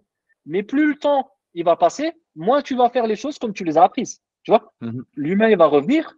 Et aujourd'hui, je te dis, hein, de tous nos coachs, on a 37 en tout. Franchement, s'il y en a un qui a 50% de respect des process, c'est magnifique. Tu vois. Oui, oui, bah c'est que du plus après, c'est clair. Et ça veut dire qu'il n'y a pas besoin d'avoir 100% de tous les processus pour réussir et commencer à gagner sa vie, ce qui est plutôt très positif. Des difficultés à recruter? Plus maintenant. De moins en moins. De moins en moins. Au début, on avait énormément de difficultés. Maintenant, on gagne en notoriété. Et il y a des coachs, ils nous suivent sur les réseaux, tu vois, et tout. Et aussi, tu sais, au bout d'un moment, quand tu veux faire quelque chose, tu te renseignes et tout, tu vois. À l'époque, je voulais faire une formation, tu sais, pelleteuse. Je suis allé voir le gars sur la pelle, je lui demande combien de temps ça fait qu'il fait ce métier. Il me dit, ça fait 8 ans. Je lui dis, ok, je lui dis, du coup, c'est bien. Il me dit, non, franchement, c'est de la merde, tu ne devrais pas faire ça. Mais tu vois, je me suis dit, mais pourquoi tu le fais? Et en fait, c'est exactement la même chose. Tu vois, comme en salle, tu connais, hein, tu sais, si tu as 3-4 coachs, ils se disent, si tu recrutes un 5e, ils se disent, mince, c'est une concurrence en plus. Ils se disent pas, ouais, c'est un collègue, il va nous aider à avoir de la visibilité et gagner en notoriété dans la salle et ainsi de suite, tu vois. Ils se disent, il va nous piquer des clients. Alors que, tu vois, c'est un raisonnement qui est complètement faussé. Et des fois, quand on a des personnes qui viennent se renseigner auprès de coachs, les coachs leur disent, ouais, c'est délicat. Ok, mais la personne qui est venue se renseigner, si elle lui demande, ça fait combien de temps qu'elle est dans la salle, il y a des personnes, il y a des coachs, ça fait 4 ans maintenant qu'ils font ça. Ça fait 4 ans et tu fais que ça. Si c'était pas bien, pourquoi tu le fais encore? Tu es indépendant. T'as rien, tu dois rien à personne. Vas-y, pas alors. Fais quelque chose d'autre où tu seras plus épanoui, tu vois. Tu fais pas autant entrepreneur pour ne pas être épanoui. Mais c'est surtout le changement de. Excuse-moi, Andy, c'est surtout le changement de stratégie en fait qu'on a fait. Maintenant, on ne va pas rentrer forcément à fond, nous, dans le cursus de recrutement. On est plus dans l'aspect formation. On va préférer maintenant former nos propres coachs plutôt que de recruter des coachs externes. Et on est oui, c'est plus facile de les formater à votre vision des choses que de prendre des personnes qui, soi-disant, sont des stars du coaching, mais n'ont jamais développé le coaching, quoi. Exactement, ouais. Et puis, l'état d'esprit, tu vois, nous, on recrute beaucoup par rapport à ça. Et puis après, tu vois, c'est pas parce qu'on a 10 stagiaires qu'il y aura 10 coachs forcément en plus dans l'équipe. Tu vois, au bout d'un moment, tu apprends à les connaître. Quand tu passes l'entretien, c'est un entretien, ça dure 1 heure. En 1 heure, le paraître, tu vois, tu peux paraître bien, tu peux paraître Superman et compagnie. Mais après, pendant 6 mois, ta personnalité, elle ressortira, c'est sûr. 6 mois ou 10 mois, hein, CQP ou BP. Donc là aussi, on reste sélectif pour garder justement cette qualité aussi dans les salles. Tu vois, ça nous arrive d'arrêter des stagiaires avant la fin de leur cursus. Hein. Ok. Parce que ça ne correspond pas à nos valeurs, ça ne correspond pas à notre état d'esprit. Et puis, quand tu prends un apprenti et qu'il est salarié et que tu lui donnes des tâches et qu'il ne les fait pas, demain, quand il va être indépendant, il va venir et il va glander toute la journée. Et après, il va te dire, ça ne marche pas. Donc, tu le mets à ton image. C'est toi qui lui as donné le bâton pour te battre. Donc, autant arrêter tout de suite. Regarde quelque chose d'autre, fais quelque chose d'autre. Il y a un truc que vous avez dit, et je pense que ça paraît contre-intuitif, mais je le dis souvent aux personnel trainers ou aux patrons de club que j'accompagne pour lancer le coaching dans leur club, c'est que plus il y a de coachs, plus il va y avoir de business, quoi. Et souvent, on se dit, et ça paraît logique, ah bah ouais, mais où je me souviens qu'une fois, j'étais tout seul et je me dis, waouh, mais j'ai 2500 membres pour moi tout seul. Mais en fait, c'est beaucoup plus difficile de développer un business que si déjà il y avait déjà 3 coachs, quoi. Parce qu'une nouvelle fois, le coaching amène le coaching. Plus les gens verront des membres avec un coach, plus ils auront envie, entre guillemets, ça paraîtra naturel, quoi. Et ça, je l'ai vraiment compris quand j'étais en Nouvelle-Zélande. Mais ouais, faut vraiment pas avoir peur de vos confrères parce que il y a encore beaucoup de business et c'est encore très, très sous-exploité chez nous en France, quoi. Mais ça, c'est parce que tu as fait une vraie analyse, mais il suffit d'analyser. C'est ce que je te disais avant. La plupart des coachs, ils ont la tête, ils regardent leurs pieds, quoi. Tu vois, ils avancent en regardant leurs pieds et il suffit juste d'observer. On appelle ça, c'est la preuve sociale. Et c'est aussi, on aime bien le mimétisme. C'est-à-dire que quand tu rentres dans une salle de sport, si la normalité, la majorité des personnes s'entraînent toutes seules, c'est normal que pour tous les nouveaux, bah, ça va être normal aussi de s'entraîner tout seul. Mais si à chaque fois que tu rentres dans la salle, tu vois tout plein de monde en train de se faire coacher, bon, la normalité pour toi, quand tu seras en difficulté, tu lèves la tête, tu vois que la personne, elle est en train de se faire coacher à droite, à gauche, en face de toi, tu vois. Tu les entends, tu les vois. Au bout d'un moment, ça devient une évidence parce que tu vas te dire, il n'est pas plus débile que moi, donc je vais y aller, je vais me lancer. Tu vois, c'est humain. Mais c'est sûr que si le coach est tout seul dans la salle, 20 heures dans la salle, et la salle elle est ouverte presque 100 heures dans la semaine, il n'y a personne qui va le calculer, hein, parce que en plus, tu le verras presque. Tu t'habitueras en fait à voir toujours les mêmes personnes, tu sais, parce qu'en général, on vient toujours dans les mêmes créneaux. Si je viens de 9h à 10h, je vois toujours le même coach, je le vois toujours coacher la même personne. Donc, je verrai juste une personne se faire coacher. Tu vois, il faut aussi analyser ça. Et vous avez mis combien? Là, aujourd'hui, vous êtes à combien de clubs, combien de personnel trainers et vous avez mis combien de temps pour vous créer ce business-là? On a commencé en 2020 et aujourd'hui, actuellement, on est 37 en tout sur 10 clubs. Excellent, excellent. C'est hyper inspirant. Et quand vous disiez tout à l'heure que vous aviez une vision, vous voulez aller où avec ce business? Ben, le prochain objectif, c'est d'avoir tout. C'est-à-dire, le prochain objectif, c'est la formation. Mais vraiment aller plus loin dans la formation. C'est-à-dire que, pareil, on a créé des cursus, tous les process et tout, concernant tout ce qui est l'aspect basic fit, suivi des coachs, comme je t'ai dit, de leur entrée en salle jusqu'à la sortie et même après, ce qui se passe à la maison, le suivi et tout. Et on a créé un livret de formation. On a une formation pour quand on prend les stagiaires, on a une formation. On a la directrice de formation, c'est notre plus ancienne coach. Elle est même plus ancienne que Sid chez Safe Training. Donc Sid, il a commencé, elle était déjà dans le elle a fait la formation en même temps que nous, hein, parce qu'on a fait la formation la même année, Farid et moi. Et Clément, c'était aussi avec nous en formation. Ouais, donc c'était une coach à succès, c'est elle qui supervise tout ça. Voilà. Et voilà quoi. Donc le but, c'est de s'entourer aussi des bonnes personnes. Parce que on peut pas s'étendre. La vision, du coup, c'est d'avoir l'aspect formation, en plus de ce qu'on fait dans le business avec Basic Fit. On a une formule maintenant, heureusement, qui est extensible, d'accord? Elle est scalable, comme on dit. Et du coup, aller chercher, mais gratter par rapport aux régions où on est. Nous, on n'est pas sur la stratégie, comme il y a certains collègues, par exemple, ils vont aller directement sur Paris, tu sais, les bassins où il y a une grosse densité de population. Nous, en fait, on veut garder ce côté humain. Si tu vas à Bordeaux et à Paris alors que tu habites très loin, tu sais très bien que tu vas pas pouvoir être chaque semaine auprès des coachs, même si c'est une visio, c'est pas la même chose que l'aspect physique, tu vois. Nous, on a besoin d'aller boire un café avec l'un ou l'autre, d'aller manger, tu vois. C'est super important qu'on garde ce lien. Et voilà. Vous avez un nombre de coachs que vous aimeriez avoir? On a un nombre parce que après il y a l'aspect business qui prend le dessus. On a un nombre de coachs par rapport à la taille, on sait qu'est-ce qu'on va payer par rapport à la taille de la salle, donc on sait combien on doit avoir de coachs dans la salle. Yes, j'en ai interviewé plusieurs head trainers. Vous fonctionnez, enfin si vous voulez en parler, c'est un système, même chose de mensuel, je suppose. Est-ce qu'il y a des fees au début, un droit d'entrée, des choses comme ça? Comment est-ce que vous voulez en parler de ça? Pas du tout, bien au contraire. Nous, en fait, on facilite l'entrée des coachs au sein de Safe Training. Par contre, ils signent, là actuellement, on est certifié à la DRIT. Donc, on est au premier échelon de la formation. Ce qui fait que là, en fait, ça les aide fiscalement aussi. Et en fait, ce qu'on fait, c'est qu'ils signent un contrat d'1 an.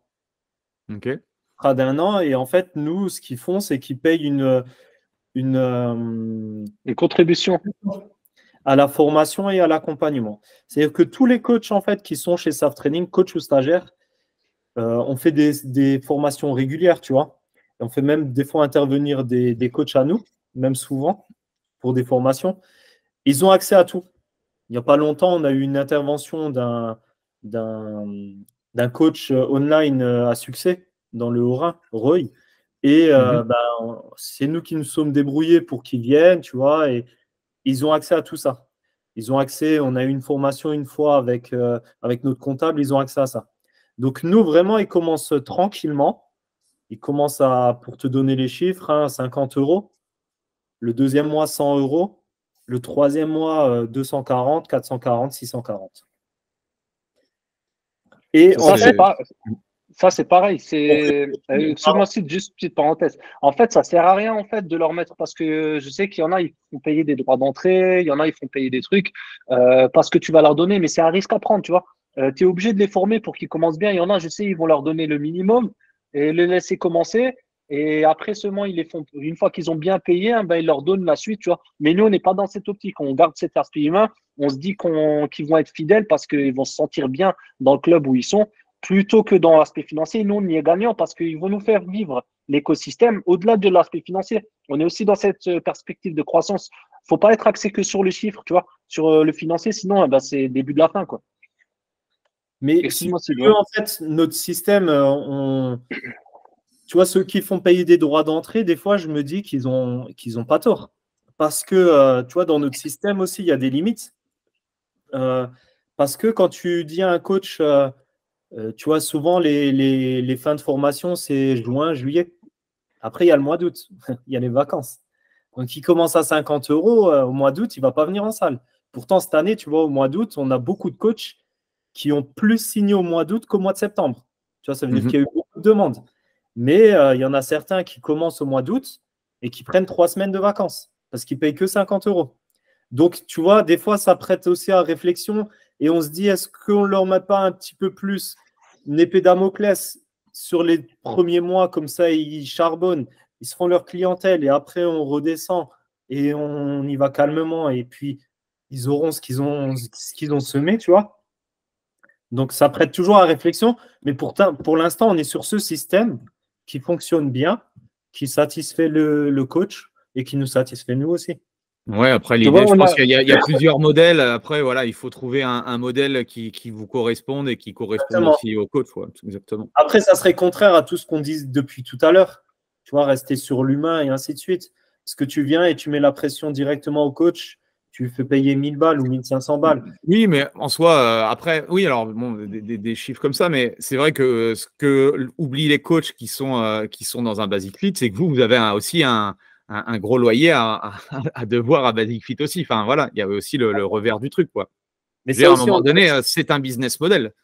Le business avec le temps, si tu veux, maintenant, autant au début, c'était très compliqué par le recrutement et tout, parce que il n'y avait pas beaucoup de coachs qui postulaient. Après, on n'a pas fait beaucoup de campagnes de recrutement. Là, actuellement, on en fait une pour Strasbourg, tu vois, mais à l'époque, on n'en faisait pas tellement. Je crois qu'on a fait 2 ou 3 campagnes en 3 ans de recrutement, tu vois. Mais par contre, les coachs, quand ils signent, généralement, ils restent. Il y a très peu de coachs qui ne sont pas restés au moins 6 mois, 1 an. Et généralement, quand ils ne restent pas, c'est, tout à l'heure, il parlait de plan A, Farid, c'est qu'ils ont un plan B. Et tu sais, quand ils partent en vacances le premier mois, le deuxième mois, ils ne sont pas très présents parce qu'ils se rendent compte qu'en auto-entrepreneur, tu choisis tes heures, donc tu préfères rester un peu plus à la maison, profiter pour aller courir, pour aller faire ci, pour aller faire ça, tu vois. Le troisième mois, d'un coup, il y a 200 €, tu te dis, bon, allez, je vais commencer à aller en salle. Mais le premier mois, c'est ton premier mois vraiment réel où les gens vont à te voir. Et d'un coup, tu as le 4e mois où c'est 440 €. 440 €, ça commence à être un peu plus chaud si tu n'as pas assez de revenus, tu vois. Donc là, tu commences à te dire, ben, je vais aller faire un petit peu plus de fitness, comme ça au moins je gagne assez bien ma vie. Mais du coup, si tu fais plus de fitness, tu es moins présent en salle. Si tu es moins présent en salle, tu ne développeras pas ton business. Et il rentre dans un engrenage en fait négatif. Et après, ben, c'est le début de la fin, quoi. Donc nous, Ouais, surtout que 600 ou 700, ça dépend, ou à peu près, voilà, au bout de 3-4 clients, c'est bon, quoi. Tu vois, tu as déjà ça, je peux- rentabilisé ton loyer. on n'a Mais jamais ça, on l'a jamais compris. Hein. en déficit. On n'a Ça, on n'a jamais jamais compris. en déficit. Excuse-moi. On n'a jamais compris ça, Andy. C'est mathématique hein, et c'est factuel. Il suffit de prendre les chiffres. Hein. Nous, actuellement, nos prestations, c'est 62,50 €. Donc, un suivi hebdomadaire. Donc, ça comprend une séance de coaching. Hein. Donc, en présentiel, tu es 1 heure, à peu près. Tu vois, c'est une séance. Après, c'est des fois un peu moins, des fois un tout petit peu plus. Mais et en fitness, dans notre secteur, ils sont à peu près à 30 € de l'heure. Tu prends juste les chiffres. Si tu sais calculer, personne n'est assez débile pour pas comprendre que tu touches 2 fois plus. Et en plus, avec tous les avantages où tu peux gérer ton planning comme tu le souhaites, tu vois. Parce que si tu veux des clients le matin, il suffit de venir le matin, vu Et qu'ils tu es viennent un peu toujours le matin. moins, un peu moins fatigué parce que tu n'as pas un RPM et Ouais. un body attack. Ouais. Et ça, on l'a jamais compris. Tu vois, Mhm. on l'a jamais compris. Mais tout le monde n'est pas capable de faire ça. Il faut aussi prendre ça en considération. Andy, tout le monde n'est pas fait pour ça. Il y en a, en fait, ils veulent. Mais vouloir et pouvoir, c'est pas la même chose, tu vois. Et pour Mhm. pouvoir, c'est ce qu'on disait avant, il faut avoir un vrai projet. Il faut se poser, c'est avec soi-même. Ça sert à rien que tu te poses avec moi et que tu me dises, oui, je veux faire ça, je veux faire ça. Il y en a, ils brassent beaucoup d'air. On leur dit des fois. Hein. Il y en a certains, on lui dit, toi, tu as envie de travailler dans les clims, pas dans le sport, tu vois, parce qu'ils brassent de l'air toute la journée. C'est comme les crocodiles, tu sais, des petites pattes et une grande bouche, tu vois, mais ils ont jamais rien fait. Et voilà, quoi. Peut-être que à travers les questions, parce que il a oublié de le dire, Sid, mais on a le dinosaure, un des dinosaures du fitness qui nous fait le privilège aussi d'intervenir le mois prochain, hein, monsieur Andy. Hein. Mais voilà, des fois, tu sais, quand tu entends des questions ou que tu dois redire des choses que tu as déjà dit, et même qui semblent évidentes, tu vois, on est auto-entrepreneur à la base. On est auto-entrepreneur. Il y a une démarche personnelle à faire. Normalement, tu n'as pas besoin qu'on te donne la main toute la journée, tu vois. Tu vois ce que je veux dire? Oui, Et il y en a normalement, oui. beaucoup qui sont. Et quand ils sont dans cet état d'esprit, on sait que limite, ben, c'est pas des personnes qu'on va pouvoir garder dans un cursus long avec nous. Parce que on est sur 10 salles. C'est pas comme avant, tu sais, 2 salles, l'aspect humain, c'était plus facile. C'était hyper familial. Et c'est vrai que maintenant, il y a même des coachs, des fois, qui nous reprochent parce qu'on était encore plus présents avant. Mais on leur fait comprendre, gars, vous êtes auto-entrepreneur.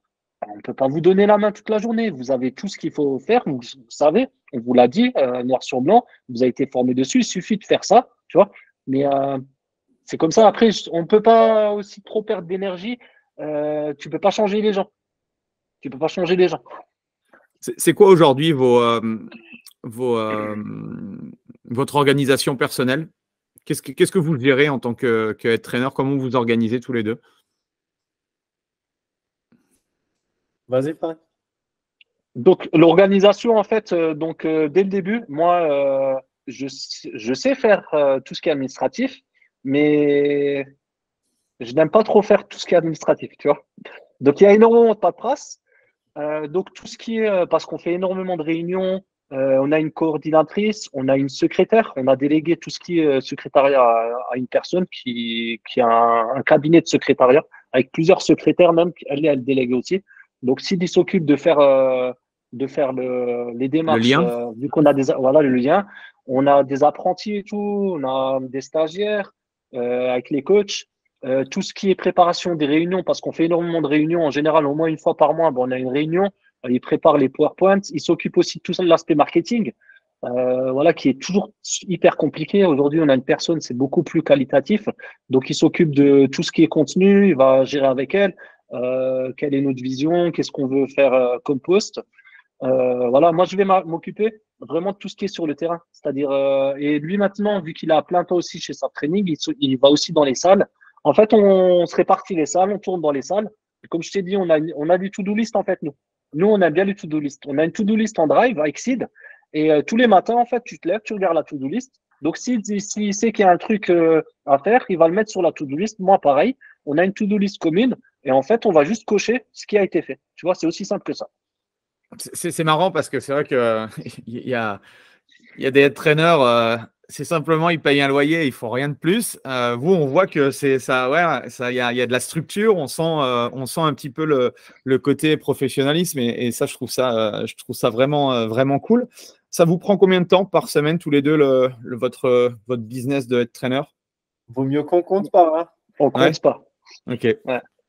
C'est Bah après, vu qu'on est deux, c'est plus facile. Par exemple, là, ben, je suis un peu malade depuis hier, tu vois. Je suis pas au top de ma forme, mais ben, je peux me permettre de rester à la maison, de travailler un peu plus tout ce qui est bureautique et tout, préparer, parce que je travaille aussi, tu sais, sur la conception des formations. On essaye toujours d'améliorer. Les bilans, par exemple, qu'on fait pour les entretiens, on est à la version 25 ou 30, tu vois, tellement on l'a modifié, on essaie toujours de peaufiner. Donc voilà. Quand je suis pas là, ben lui, il peut prendre la relève et ainsi de suite. De toute façon, on a un suivi à distance. Donc, si je veux savoir si quelque chose n'a pas été fait, je vais sur la to-do list. C'est aussi simple que ça, quoi. Et, euh, et on est complémentaires sur ça. On travaille le samedi, le dimanche, parce que, tu sais, par exemple, on a des prestations qui rentrent tous les jours. On fait des séances d'introduction au coaching. Et nous, en fait, on s'engage à répondre aux clients assez rapidement. Donc, on est obligé, on a des drives aussi. Pour chaque salle, on a un drive. Je sais pas si tu vois le truc, tu vois, avec tous les coachs. Donc, c'est nous qui remplissons les drives pour avoir des statistiques aussi et tout. Donc, on travaille du lundi au dimanche et voilà, quoi. Mais tu sais, on est amoureux de ce qu'on fait et c'est ce qu'on dit en amour. Quand on aime, on ne compte pas. Mais on est vraiment là-dedans. Mais Yes.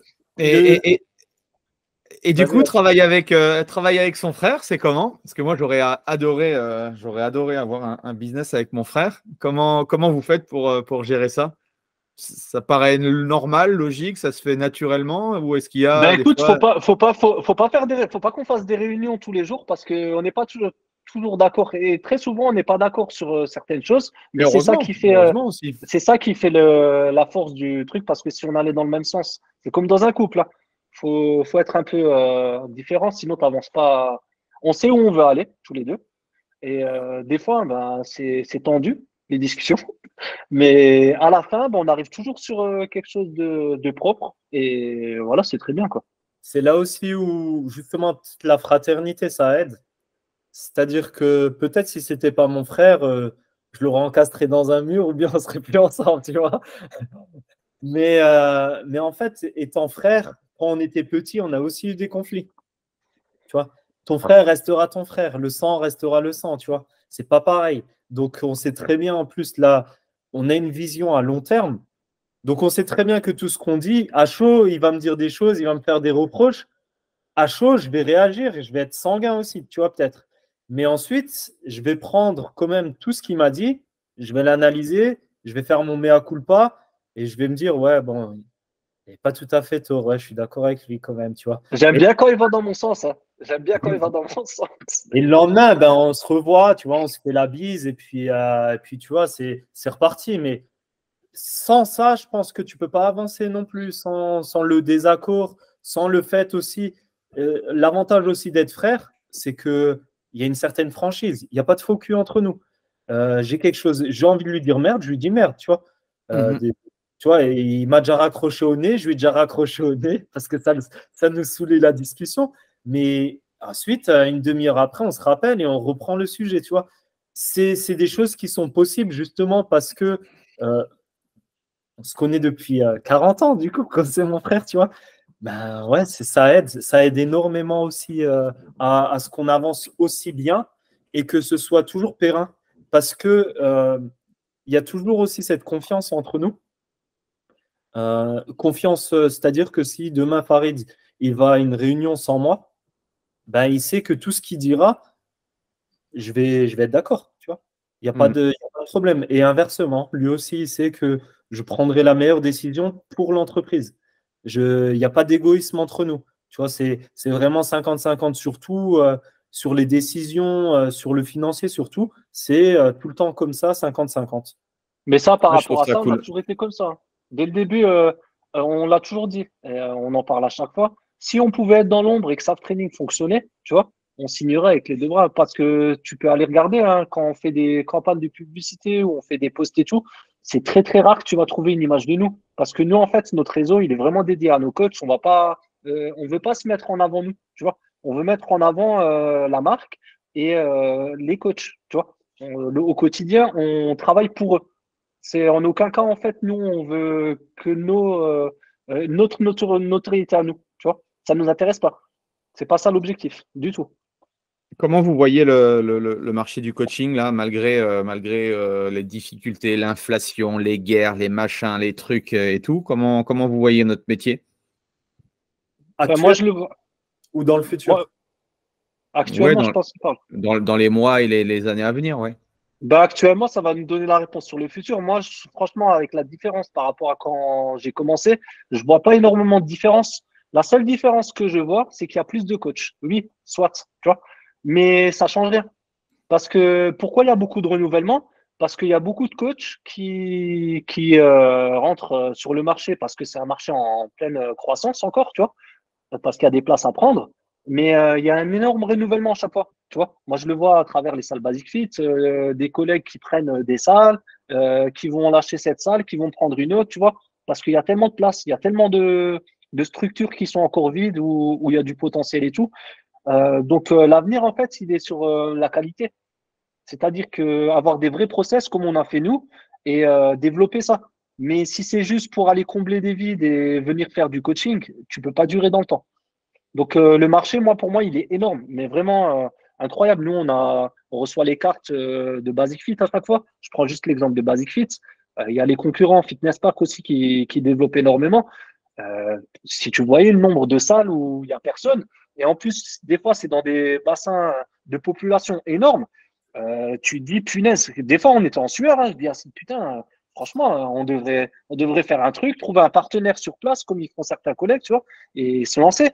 Mais après, hein, ben, tu te calmes, tu te dis, avec tout le temps déjà que je passe à faire ça localement, je vais pas encore me essayer de croître sur peu importe. Hein, mais c'est frustrant. C'est Mm. frustrant. C'est frustrant que. Et en fait, ça nuit à l'image des coachs. Je pense que tu as connu ça au début.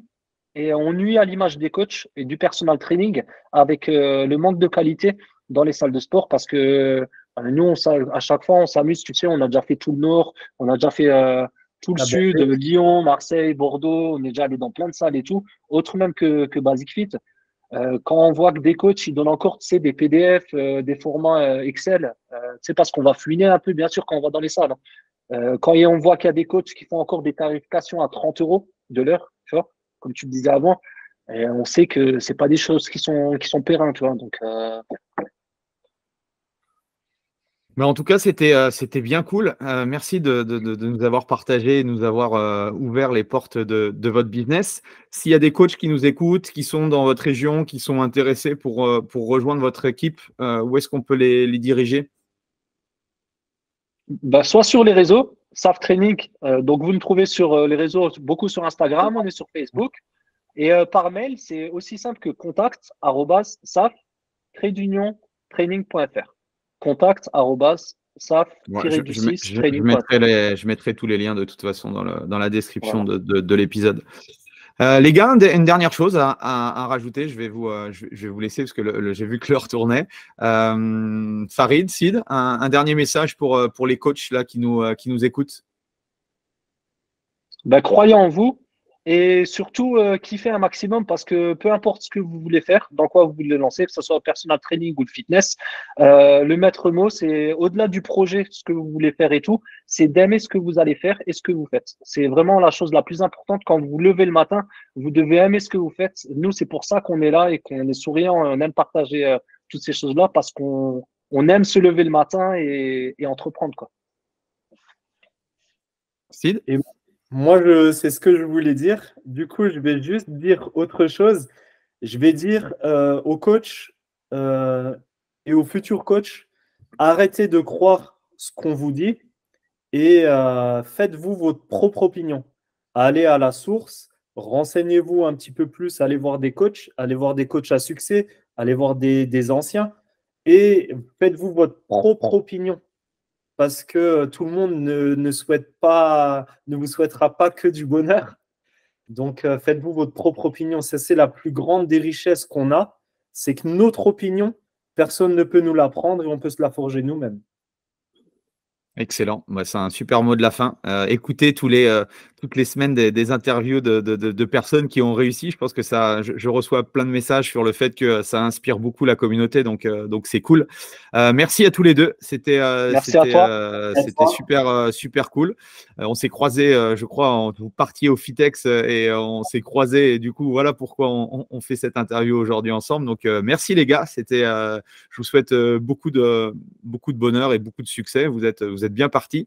Donc, on verra, on refera un épisode peut-être dans un an et demi pour voir un petit peu où vous en êtes. En tout cas, merci à tous. Pensez à leur mettre un 5 étoiles, un commentaire aussi aux deux frères. Et puis, nous, on se retrouve dans la semaine prochaine pour un nouvel interview. Merci Sid, merci Farid. Merci Andy. Merci Andy, ciao. Salut. Voilà, c'est fini pour aujourd'hui. J'espère que l'épisode vous a plu. Merci d'avoir passé ce moment en ma compagnie. Deux petites choses avant de vous quitter. Si vous cherchez les notes de l'épisode ou que vous voulez tout simplement me contacter personnellement, allez sur mon site andypoiron.com. Donc tout attaché, www.andypoiron.com. Vous trouverez toutes les informations nécessaires.